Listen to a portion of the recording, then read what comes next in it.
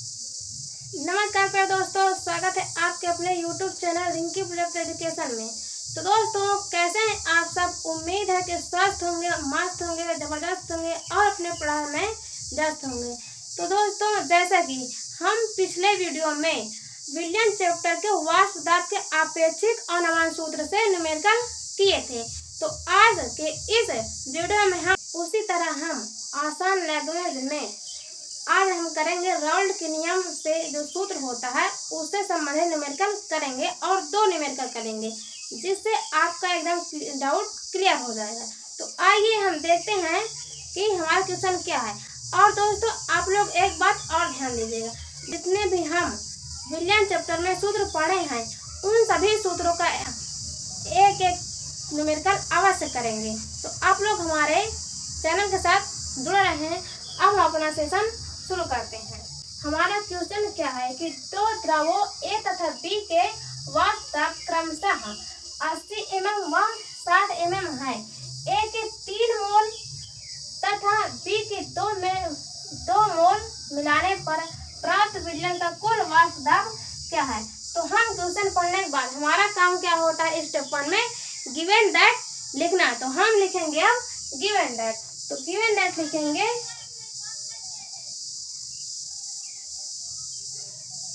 क्या दिया, देखिए दो द्रव ए तथा बी के वाष्प दाब क्रमशः दिए हुए हैं। तो ए का वाष्प दाब दिया है, तो ए का वाष्प दाब लिखेंगे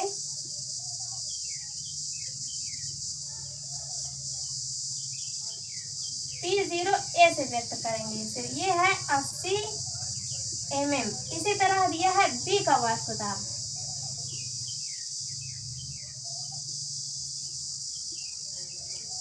इसी तरह करेंगे P0 D। ये है 60 mm। इसके आगे दिया है ए का मोल और बी का मोल, लेकिन ए का मोल इसे हम दर्शा देंगे एन ए से। कितना दिया हुआ है, 3 मोल। और इसी तरह बी का मोल दिया है, कितना है, इसे दर्शाएंगे एन बी और ये है 2 मोल। अब इसके आगे देखिए पूछा क्या है, प्राप्त विलयन का कुल वाष्प दाब। तो कुल वाष्प दाब पूछा है।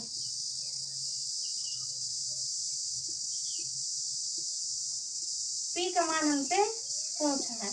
अब यहाँ पे इतने लिखने के बाद देखिए 90% बच्चों की जो कमजोरी होती है, जो न्यूमेरिकल नहीं सॉल्व कर पाते हैं, वो कहाँ से होता है। बच्चों को ये जो क्वेश्चन है न्यूमेरिकल ये दिया होता है और इसे पढ़ते हैं, पढ़ने के बाद उन्हें ये नहीं पता चलता है कि हम इस क्वेश्चन में या इस न्यूमेरिकल में सूत्र कौन सा लगाएंगे। तो इस जब तक आप लोगों को ये गिवन दैट नहीं लिखना आएगा कि यहाँ पे क्या क्या दिया हुआ है, तब तक हम नहीं पता लगा सकते हैं कि यहाँ पे कौन सा सूत्र उपयोग करेंगे या कौन सूत्र यहाँ पे लगेगा। तो यह जब तक हम गिवन दैट जगह पे लिख लेते हैं तब यही से हमें पता चलता है कि अब हमारा इसमें ये वाला सूत्र लगेगा। तो अब यहाँ पे देखिए कुल वाष्प दाब पूछा है, तो कुल वाष्प दाब का हमारा सूत्र क्या होता है। यहाँ पे देखिए कुल वाष्प दाब का सूत्र P बराबर होता है P0 A x से। ये आप देखिए x है, गुणा नहीं है, गुणा चिन्ह नहीं है, plus P0 B x B। ये हमारा होता है कुल विलयन का वाष्प दाब का सूत्र। अब यहाँ पे इस सूत्र में समझिए कि ये क्या है और ये क्या है, कि ये इस भाग में जो एक्स ए है, एक्स ए ये ए का मोल अंश है,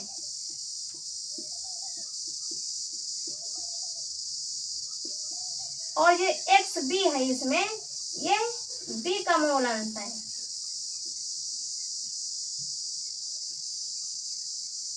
ये है।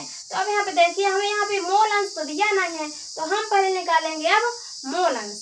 तो यहाँ पे पहले निकालेंगे हम ए का मोल अंश। ए का मोल अंश निकालेंगे, तो ए का मोल अंश निकालने का सूत्र हमारा होगा एक्स ए, ये बन जाएगा N A upon N A plus N B. ये हमारा हो जाएगा ए का मूलांक का सूत्र और बी का मूलांक का सूत्र हो जाएगा x b equal to n b बटे n b plus n a. ये हो गया। अब ये क्या है एन ए, तो हम पहले भी यहाँ बता चुके हैं, ये हो जाएगा ए का मूल और एन बी हो जाएगा बी का मूल। तो अब यहाँ पे ये मोल तो हमारे पास दिया, तो इस सूत्र में हम रख देंगे तो हमारा ए का मूलांश आ जाएगा और इसमें रख देंगे तो बी का मूलांश आएगा। तो यहाँ पे देखिए रख कर हम सॉल्व करेंगे। तो जब सॉल्व करेंगे देखिए एक्स ए बराबर एन ए का मान हमारे पास कितना है 3। अब यहाँ पे 3 प्लस एन बी का मान कितना है 2 मूल, लिखेंगे 2। अब इसे देखिए एक्स ए बराबर 3/5, ये इतना हो गया। अब भाग करा देंगे तो यहाँ पे आ जाएगा 0.6, ये ए का मूलांश आ गया। ठीक, अब इसी तरह इसमें हम निकालेंगे तो ये एक्स बी बराबर हो जाएगा, देखिए एन बी का मान क्या है 2 मूल, लिखेंगे 2/2 प्लस एन ए का मान कितना है 3, तब लिखेंगे 3। अब इसे हम सॉल्व कर लेंगे, यहाँ पे 2/5, तो यहाँ पे 5 से 2 भाग करा देंगे तो आएगा 0.4, ये हमारा आ गया बी का मूलांश। अब इतना होने के बाद जब हमारा ये सब निकल आए तो हम जाएंगे इस सूत्र पे। अब इस सूत्र पे हम रख देंगे इनको और हमारे निकल आएगा कुल वाष्प दाब। तो देखिए P बराबर क्या है हमारा P0 A x A plus P0 B x B। तो P बराबर हमें निकालना है, P बराबर हमें निकालना है। तो हम देखिए P0 हमारे पास कितना है 80, लिखेंगे 80 गुणे, अब x से हम निकाल चुके हैं तो कितना है 0.6 प्लस, अब देखिए P0B का हमारे पास ये है 60 mm, तो 60 गुणे, अब x भी देखिए हमारे पास कितना निकाले हैं 0.4, ये हो गया। अब इसका हम मल्टीप्लाई करा देंगे और फिर जोड़ देंगे, तो इसका मल्टीप्लाई कराएंगे तो यहाँ पे आएगा 48.0 प्लस इधर आ जाएगा 24.0। अब इसे हम जोड़ देंगे तो यहाँ पे आ जाएगा 72 mm। वाष्प दाब का जो मात्रक होता है mm होता है, तो हम मात्रक अवश्य लेंगे। तो ये हमारा आ गया आंसर। तो उम्मीद है दोस्तों आपको ये न्यूमेरिकल अच्छे समझ में आ गया होगा। अब आप लोग इसका स्क्रीनशॉट ले लीजिए। अब हम देखेंगे अगला क्वेश्चन हमारा क्या है। अब दोस्तों देखिए हमारा दूसरा क्वेश्चन क्या है कि संगठनों के संपूर्ण परास में बेंजीन और टालून आदर्श विलयन बनाते हैं। 300 केल्विन पर शुद्ध बेंजीन और टालून के वाष्प दाब क्रमशः 50.7 mmHg और 32.06 mmHg है। 80 ग्राम बेंजीन को 100 ग्राम टालून में मिलाया जाए तो वाष्प अवस्था में उपस्थित बेंजीन के मोल अंश का परिकलन कीजिए। अब यहाँ पे देखिए ये क्वेश्चन जो है थोड़ा लेंदी हो सकता है, लेकिन आप लोगों को घबराने की जरूरत नहीं है।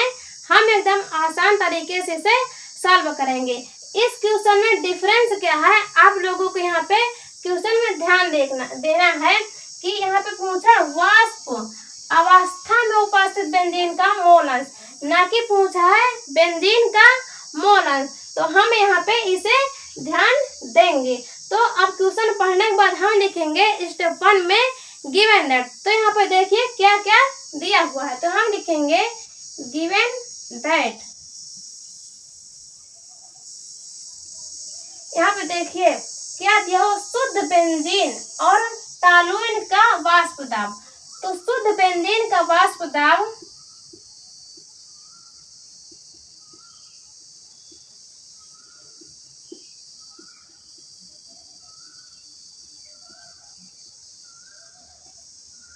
P0 C6H6, इसे हम ऐसे दर्शा लेंगे।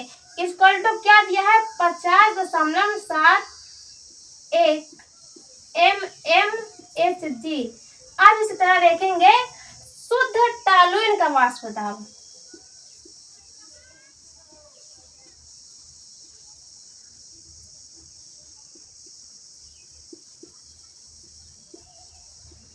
इसे हम लिखेंगे P0 टॉलुइन। इसको हम इस तरह दर्शा लेंगे। अब यहाँ पे देखिए कितना दिया है टॉलुइन का 32.06 mmHg। अब यहाँ पे और क्या दिया हुआ है, 80 ग्राम बेंजीन को 100 ग्राम टॉलुइन में मिलाया जाता है। अब देखिए यहाँ पे बेंजीन को टॉलुइन में मिलाया जा रहा है, अर्थात बेंजीन को घोला जा रहा है टॉलुइन में। तो बेंजीन घुला जा रहा है तो वो हो जाएगा विलेय, और घोल कौन रहा है, टॉलुइन, तो ये हो जाएगा विलायक। तो यहाँ पे देखेंगे बेंजीन का द्रव्यमान दिया है का द्रव्यमान कितना, इसे हम मान लेंगे W2। ये कितना दिया हुआ है, 80 ग्राम। और टॉलुइन का द्रव्यमान कितना दिया हुआ है, हम इसे बेंजीन मानेंगे विलेय, और ये हो जाएगा विलायक। टॉलुइन का द्रव्यमान W1 कितना है, 100 ग्राम। अब देखिए पूछा था वाष्प अवस्था में उपस्थित बेंजीन का मोल अंश। तो वाष्प अवस्था में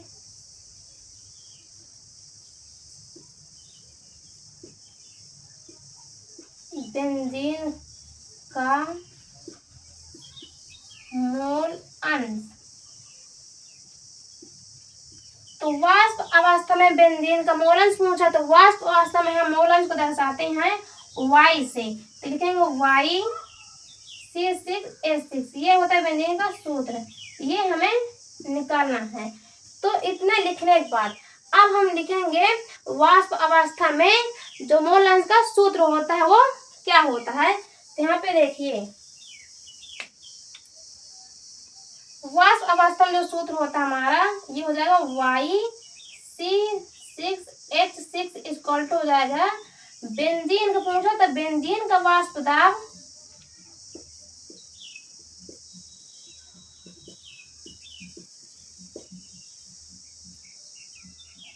बटे कुल वाष्प दाब।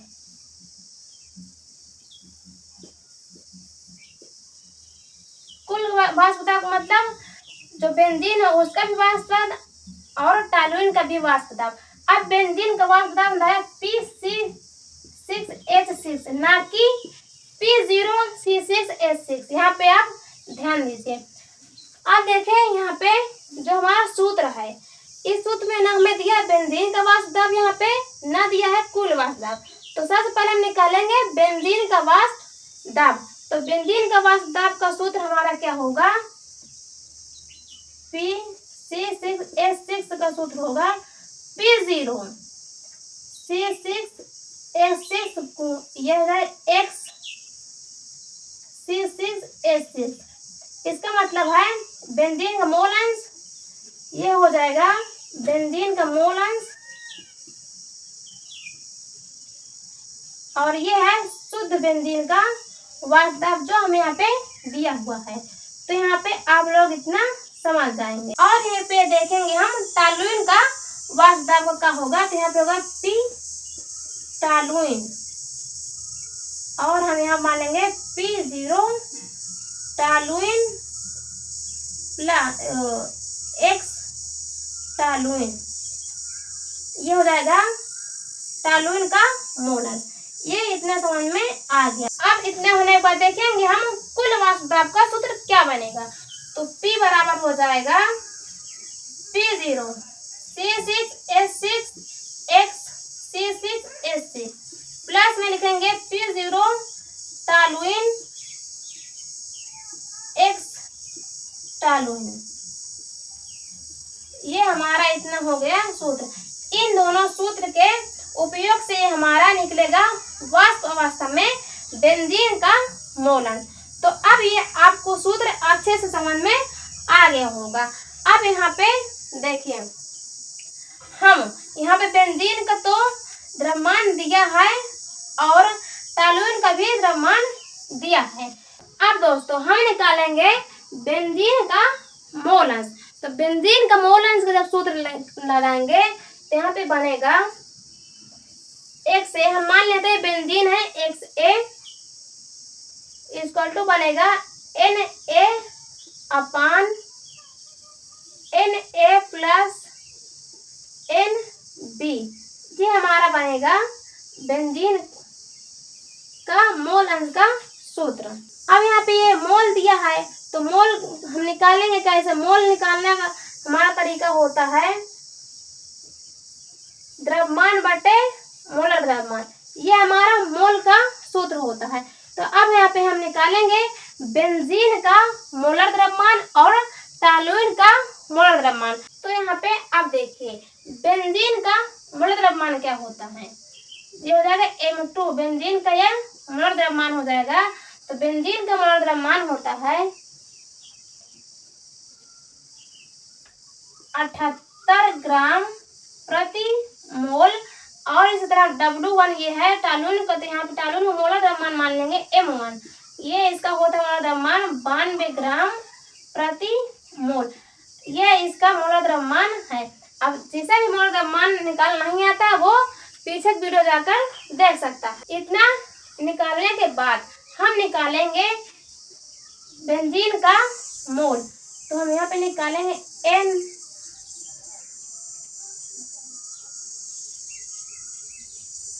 N6H6 इक्वल टू यहाँ पे हो जाएगा बेंजीन का द्रव्यमान बटे बेंजीन का मोल द्रव्यमान।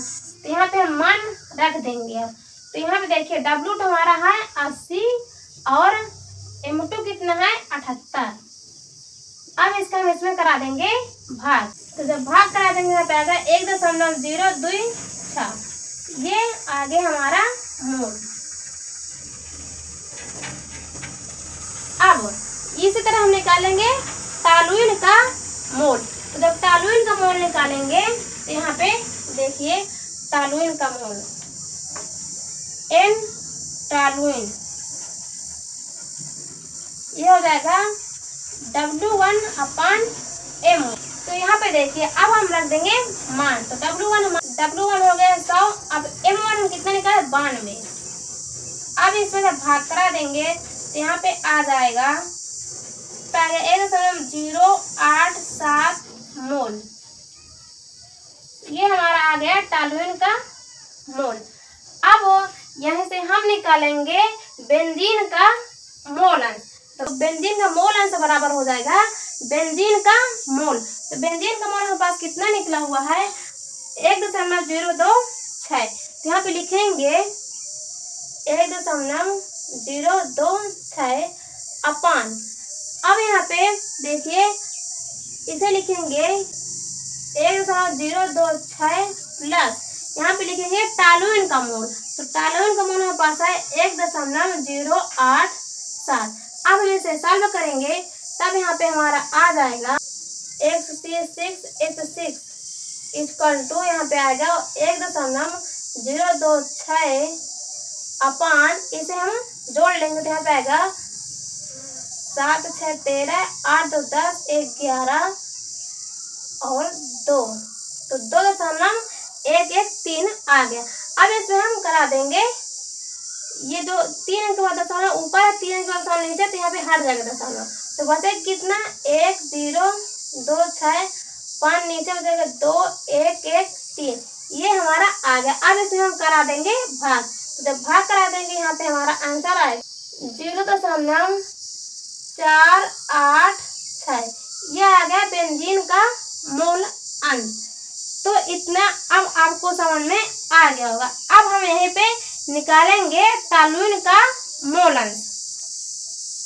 तो अब यहाँ पे देखिए आप लोगों को एक बात और ध्यान देना है कि मोल अंश का योग 1 होता है। तो यहाँ पे मोल अंश का योग 1 होता है इसलिए अब हमारे पास बोर्ड एग्जाम में टाइम बहुत कम होता है। तो हम यहाँ पे जैसे में एक चीज का जब मोल अंश निकाल आता है दूसरे चीज का मोल अंश निकालने में आसानी होती है। तो जैसे हमें टॉलुइन का मोल अंश निकालना है तो कैसे निकालेंगे यहाँ पे मोल अंश x टॉलुइन। तो हम एक 1 से इस जो बेंजीन का हमारा मोल अंश निकला है इसे हम माइनस कर देंगे। तो 0.486 इसको हम कर देंगे माइनस। यहाँ पे हमारा आ जाएगा x टॉलुइन। तो कितना आ जाएगा 0.514। ये आ गया टॉलुइन का मोल अंश। अब इतना आने के बाद हम निकालेंगे बेंजीन का वाष्प दाब। तो बेंजीन का वाष्प दाब का सूत्र हम क्या बताए थे, क्या हो जाएगा Pc6H6 इक्वल टू हो जाएगा C0C6H6। ये हमारा आ गया बेंजीन का वाष्प दाब, ना कि बेंजीन का शुद्ध वाष्प दाब। तो यहाँ पे देखिए अब ये P0C6 हमारे पास दिया था, कितना दिया था 50.071 गुणे करा देंगे हम जो निकाले थे मोल अंश। बेंजीन का मोल अंश कितना 0.486 0.486। अब इसके दोनों को मल्टीप्लाई करा देंगे। तो मल्टीप्लाई करा देंगे तो यहाँ पे आएगा 24.65। ये इसका मल्टीप्लाई कराने पर आएगा। तो अब आप लोग इसका मल्टीप्लाई खुद कर लेंगे क्योंकि यहाँ पे करेंगे तो बहुत समय लग जाएगा। अब इसी तरह हम निकालेंगे टॉलुइन का वाष्प दाब। टॉलुइन का वाष्प दाब का सूत्र बनेगा P toluene P0 toluene x toluene. अब यहाँ पे हम मान रखेंगे तो यहाँ पे आएगा P0 टॉलुइन हमारे पास मान कितना है, ये 32.06 गुणे। अब ये टॉलुइन का मान हम कितना निकाले हैं 0.514। अब इसका दोनों को हम मल्टीप्लाई करा देंगे तो यहाँ पे आ जाएगा 16.48। ये हमारा आ गया P टॉलुइन। तो अब जब इतना सब कुछ निकल आया है, अब इतना आप लोग स्क्रीनशॉट ले लीजिए। अब हम डायरेक्ट वाष्प अवस्था में बेंजीन का मोल अंश निकालेंगे सूत्र में रखकर। अब दोस्तों देखिए इस सूत्र में हम रख देंगे और वाष्प अवस्था में हमारा मोल अंश निकल आ गया बेंजीन का। तो इक्वल टू में हम लिखेंगे बेंजीन का वाष्प हमारा है 24.65। अब कुल वाष्प दाब मतलब टॉलुइन का वाष्प दाब प्लस बेंजीन का वाष्प दाब जोड़ देंगे तो यहाँ पे हो जाएगा 16.48 प्लस 24.65। ये हो गया। अब हम इसे कर लेंगे सॉल्व।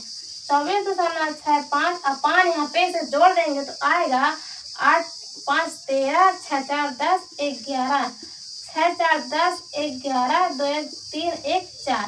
अब 2 अंक पर दशमलव लगा, 2 अंक पर दशमलव लगा।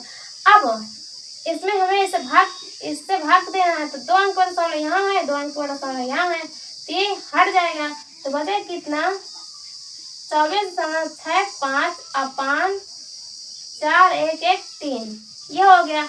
अब इसमें भाग करा देंगे तो यहाँ पे आंसर हमारा आ जाएगा 0.60। ये हमारा आ गया वाष्प अवस्था में बेंजीन का मोल अंश और यही हमारा आंसर था। तो उम्मीद है दोस्तों आपको ये न्यूमेरिकल समझ में आ गया होगा। अब आज के लिए इतना ही। हम मिलते हैं नेक्स्ट वीडियो में इसी तरह मोस्ट इम्पोर्टेंट न्यूमेरिकल के साथ। धन्यवाद।